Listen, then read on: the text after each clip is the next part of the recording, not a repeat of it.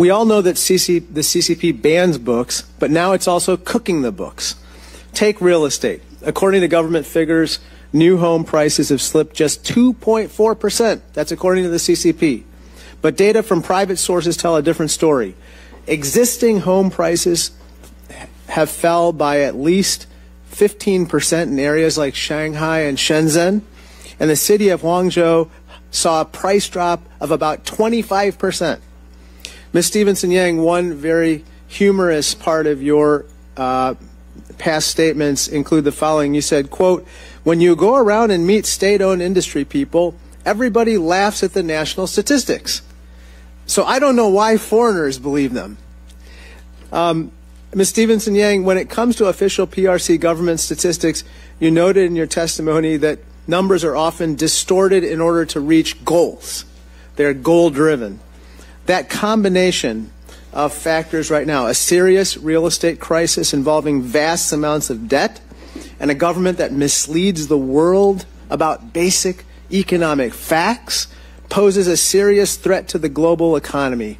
Isn't that what you think? I think that's correct, yes.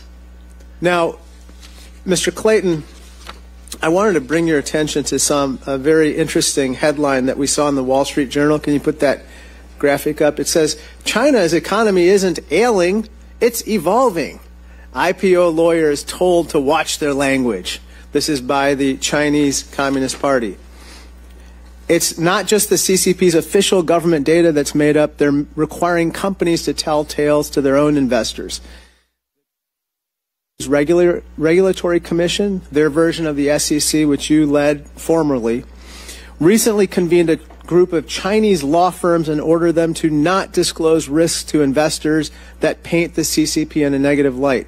Mr. Clayton, as you see from this headline in the Wall Street Journal, law firms aren't allowed, these are Chinese law firms, aren't allowed to describe the Chinese economy as ailing, even though it is, or highlight other problems of the PRC. Don't you think that these types of risks put retail investors in jeopardy here? In a word, I think they put investors at jeopardy, yes. And at this point, the CCP simply doesn't play by the rules American investors take for granted. We disclose risks while the CCP creates them and conceals them.